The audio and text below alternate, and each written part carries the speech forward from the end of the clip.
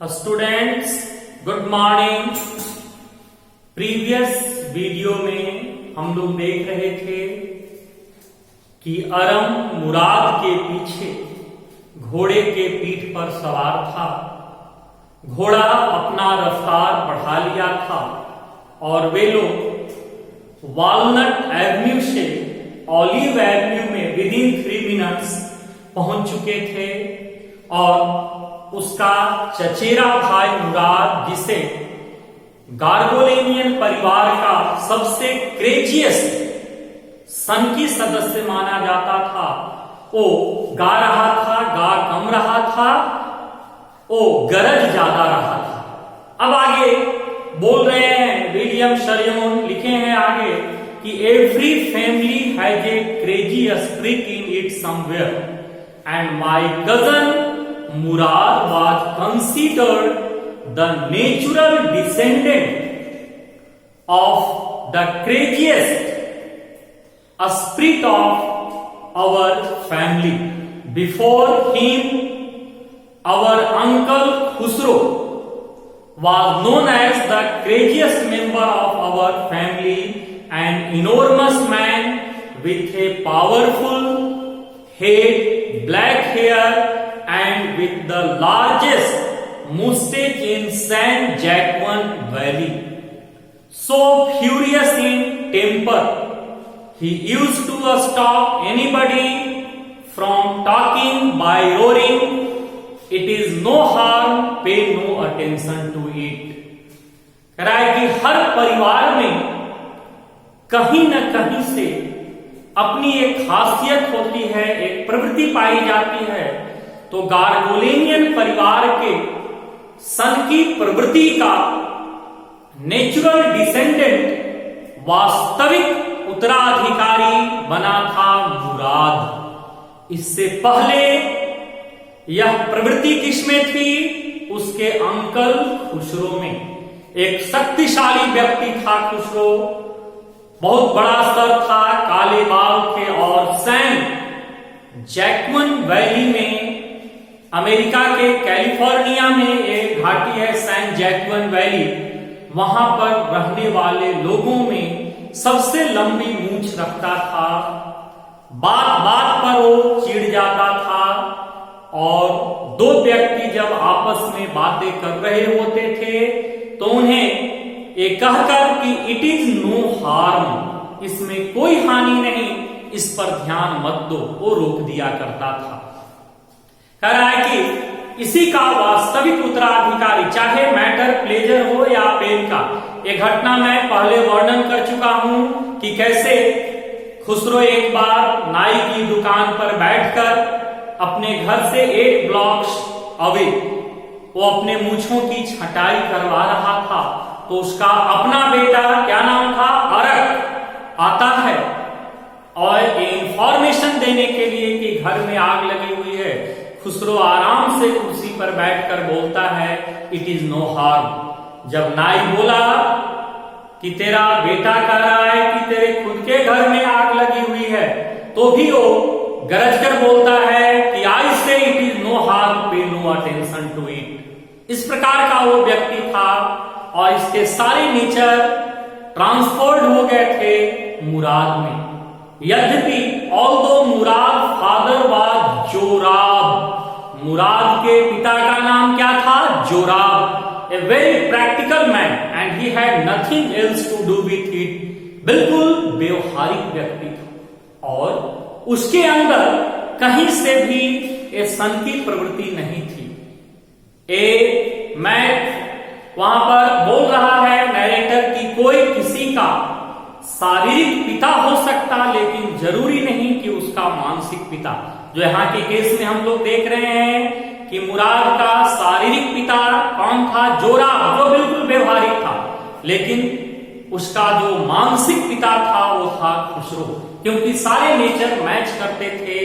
किससे? उसका खुसरो से। तो जो गार्गोलेनियन परिवार की जो विशेषता है, वैग्रेंट एंड कैप्रिसियस, आवारापन और सनकीपन, ये दोनों का वास्तविक उत्तराधिकारी था मुराद। कह रहा है कि हम लोग घुड़सवारी कर रहे थे और मुराद गा रहा था। वे लोग घुड़सवारी करते करते अपने पुराने गांव में, जहां से उन लोगों को निकाल दिया गया था और वे खानाबदोश जिंदगी जी रहे थे, उस पुराने गांव में वे पहुंच जाते हैं, जैसा कि उनके पड़ोसियों ने बताया। अंत में मुराद जो है अरम को बोलता है कि गेट डाउन, अब तुम उतर जाओ। I wanted to ride alone, अब मैं अकेला घुड़सवारी करना चाहता हूं। अरम बोलता है कि will you let me ride alone, ठीक है मैं उतर तो जाऊंगा, लेकिन क्या तुम मुझे भी अकेले घुड़सवारी करने दोगे? तब मुराद क्या कहता है, it is up to the horse, ये तो घोड़े पर निर्भर करेगा कि वो तुम्हें अकेले घुड़सवारी करने देगा या नहीं। Don't forget I have a way with horse, बोलता है मुराद कि इस बात को मत भूलो कि घोड़े मेरी भाषा समझते हैं, मैं घोड़ों को समझाना जानता हूं। अब अरब को लग रहा है कि मुराद के पास तो कभी घोड़े थे नहीं, तो अगर वो घुड़सवारी कर सकता है तो मैं भी कर सकता हूं।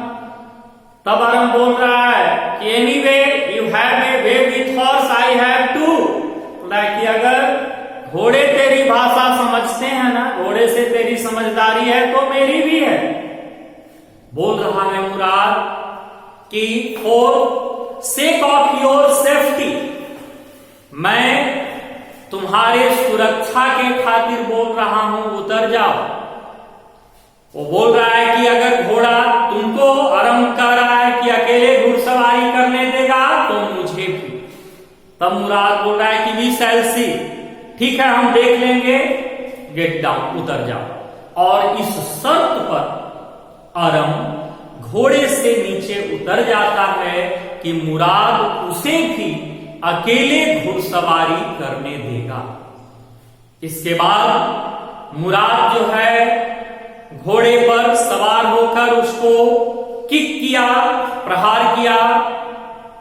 द हॉर्स स्नॉटेड, हिनहिनाया, and stood on its hind legs, पिछले पांव पर खड़ा हो गया, हिनहिनाया वो snorted, and then burst into fury of a speed, और तेज रफ्तार से घोड़ा दौड़ने लगा। कह रहा है Aram, that was the loveliest thing in my life I had ever seen, कि आज तक वो मेरे जीवन का सबसे खूबसूरत, सबसे प्यारा क्षण था जो मैंने जीवन में देखा था, जब मुराद उसके सामने घोड़े को दौड़ा रहा था। मुराद घोड़े के पीठ पर सवार होकर के सिंचाई के नालों के तरफ गया, घास के मैदान के तरफ, और घोड़े के पीठ पर सवार होकर ही वो इरिगेशन डीच को पार किया। 5 मिनट वो बाद लौट कर आया तो घोड़े के शरीर से पानी की बूंद टपक रही थी। अब मुराद अपने वादे को, जो मुराद से वादा किया था मुराद अरम से, अरम उस वादे को दोहराता है कि the sun is coming up, now it's my turn to ride. बोला कि अब सूर्योदय होने ही वाला है, अब मेरी बारी है अकेले घुड़सवारी करने की। मुराद घोड़े के पीठ से उतर जाता है और अरम को कहता है कि राइड लो, कर लो घुड़सवारी। अरम घोड़े के पीठ पर उछल करके सवार हो जाता है। सवार तो हो गया, लेकिन जब पहली बार अरम घोड़े के पीठ पर जब सवार हुआ तो उसे कैसा महसूस होता है? कहता है अरम कि I felt the most awful fear imaginable. इतना उसे डर लगता है कि आज तक उसने वैसे डर की कल्पना तक नहीं की। And the horse didn't move, घोड़ा एक कदम भी आगे बढ़ा नहीं।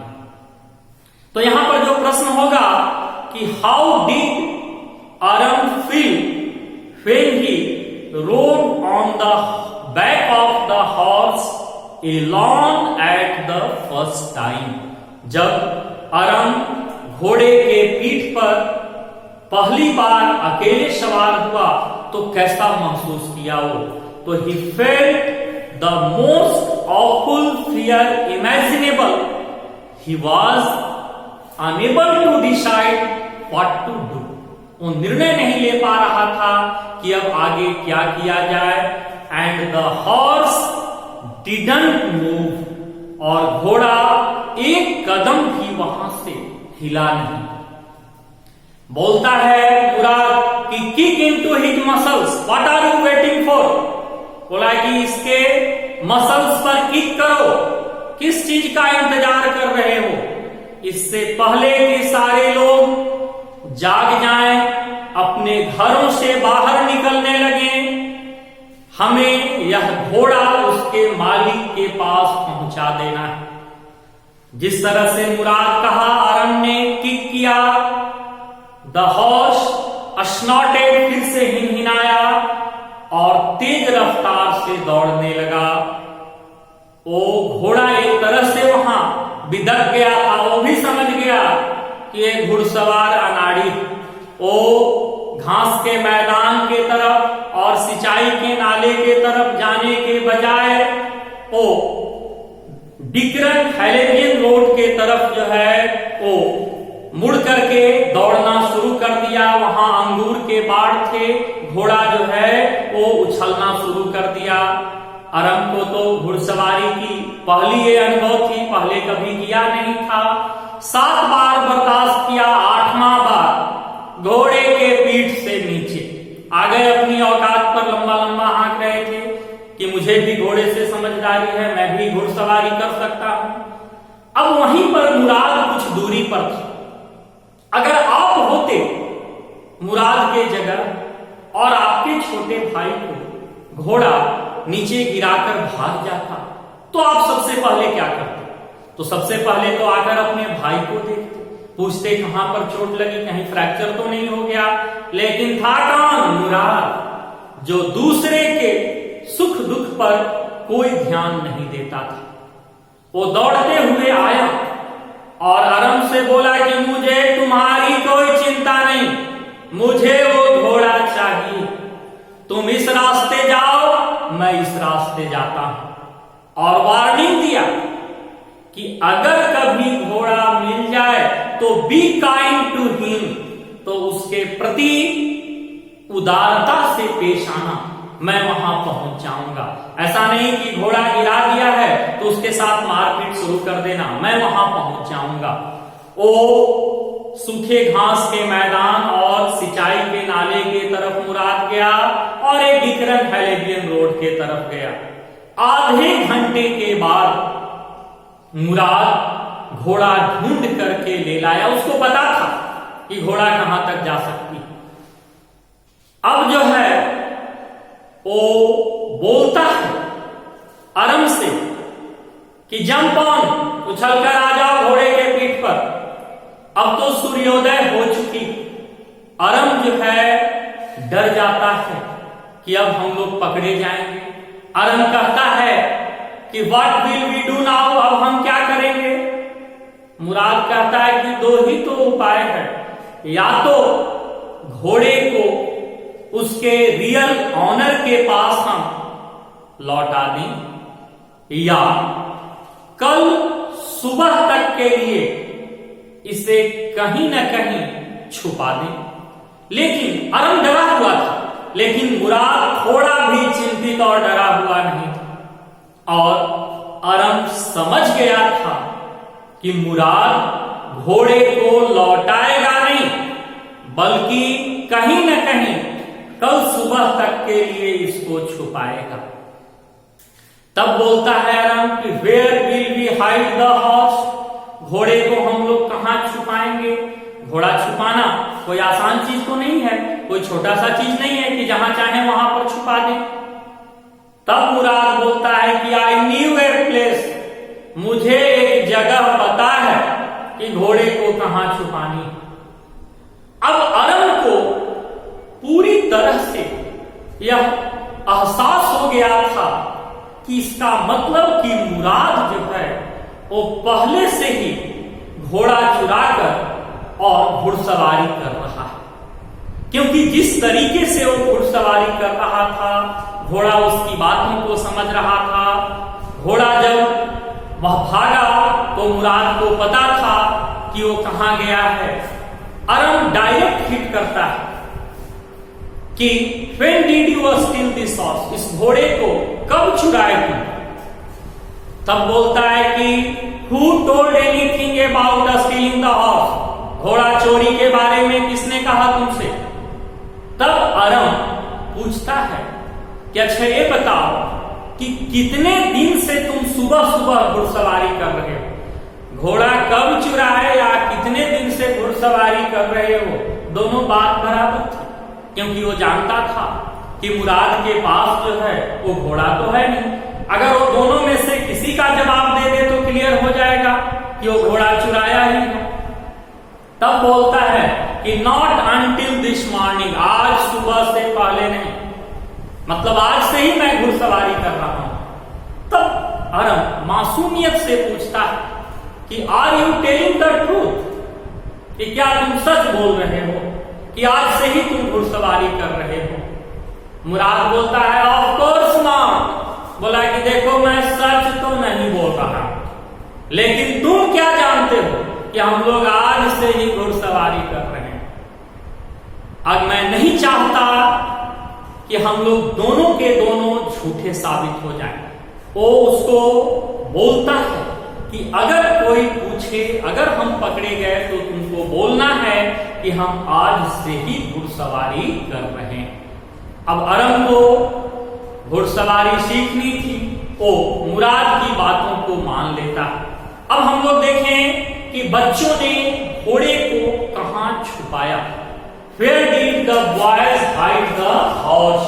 बहुत ही इंपॉर्टेंट क्वेश्चन होगा कि where did the boys hide the horse? बच्चों ने घोड़े को कहां छुपाया? They walked quietly to the horse, to the barn of a farmer named Fetwajian. There were some oats and dry alfalfa in the barn. वे बच्चे घोड़े को चुपचाप एक खलिहान में ले जाते हैं। वह खलिहान कभी फेतवाजियन नाम के किसान के लिए गौरव की बात हुआ करती थी। वह बहुत ही अमीर था किसान, लेकिन समय पलटी खाया और वो गरीब हो गया था, उसका खलिहान उजाड़ हो गया था। उसी खलिहान में, फेतवाजियन के खलिहान में जाकर बच्चे बाड़ में घोड़े को बांध देते हैं। वहां पर there were some oats and dry अल्फाल्फा। अल्फाल्फा जो है, अल्फाल्फा a kind of grass, a kind of grass, एक घास की प्रजाति है। मेडिसिनल जो है ये घास होती है अल्फाल्फा। वहीं पर बच्चों ने घोड़े को जाकर के छुपा दिया। अब तो उन लोग के पास कुछ नहीं था सवारी, वे लोग वहां से पैदल अपने घर की ओर चल दिए। ओ अब रास्ते में मुराद जो है, चूंकि अरम घोड़े से नीचे गिर गया था, अब बोल रहा है कि बच्चों घुड़सवारी करना इतनी आसान नहीं। सबसे पहले तो घोड़ा बिदक जाता है, लेकिन जैसा कि मैं तुम्हें बताया, मुझे घोड़ों से निपटना आता है, घोड़े मेरी भाषा समझते हैं। तब अरम कह रहा है कि व्हाट काइंड ऑफ अंडरस्टैंडिंग, कैसी समझदारी है तुम्हारी घोड़े से? बोलता है कि सिंपल एंड ऑनेस्ट वन, बिल्कुल सरल और समझदार जो है, ईमानदार जो है, समझदारी, सिंपल एंड ऑनेस्ट वन। अब देखिए अरम को लग रहा है कि मुराद के पास कभी घोड़ा नहीं था, तो उसको समझदारी डेवलप कैसे हुई? बोलता है कि अच्छा ये बताओ कि तेरे पास तो घोड़े थे नहीं, तो घोड़े से समझदारी तुम्हारी डेवलप हुई कैसे? अब यहां पर मुराद देखा कि ट्रैप में फंस जाएंगे।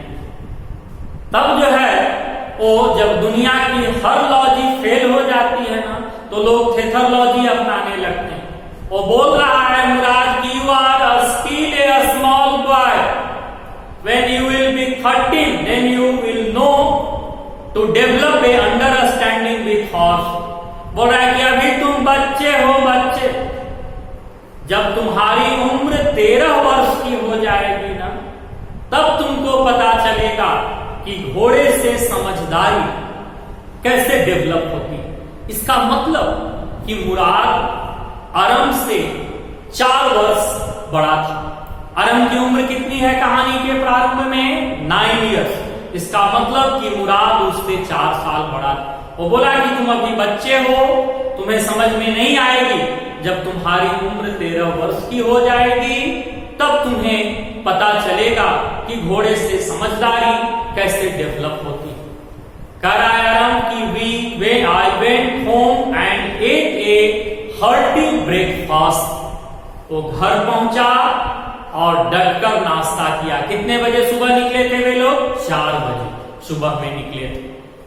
दैट आफ्टरनून, अब आगे की घटना यहीं पर एक पता चलेगा इसी पैराग्राफ से कि रियली में तो घोड़ा किसका था और मुराद कितने दिनों से उसे चुराए हुए था।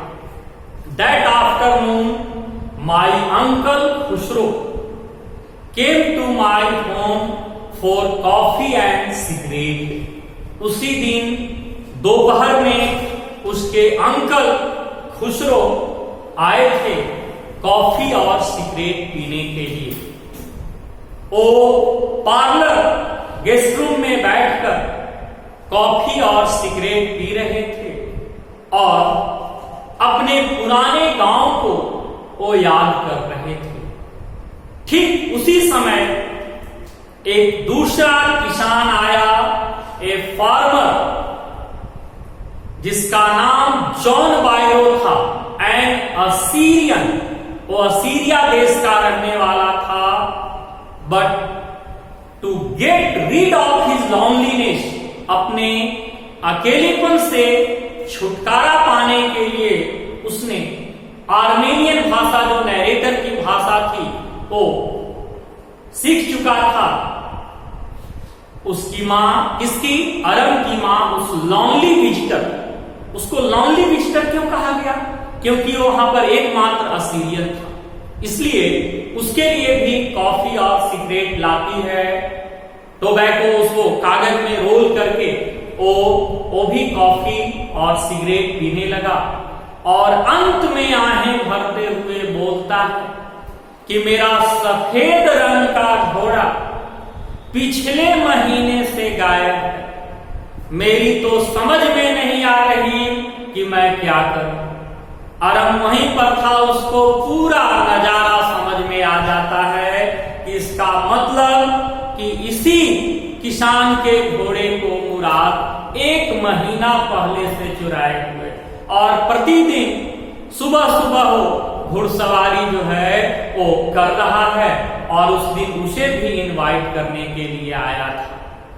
वहीं पर खुसरो भी थे, आदत तो जानते ही हैं उनका। अब देखेंगे हम लोग नेक्स्ट वीडियो में खुसरो का रिएक्शन किसान के प्रति। इसके बाद क्या बच्चों की चोरी पकड़ी जाएगी या नहीं। Thank you.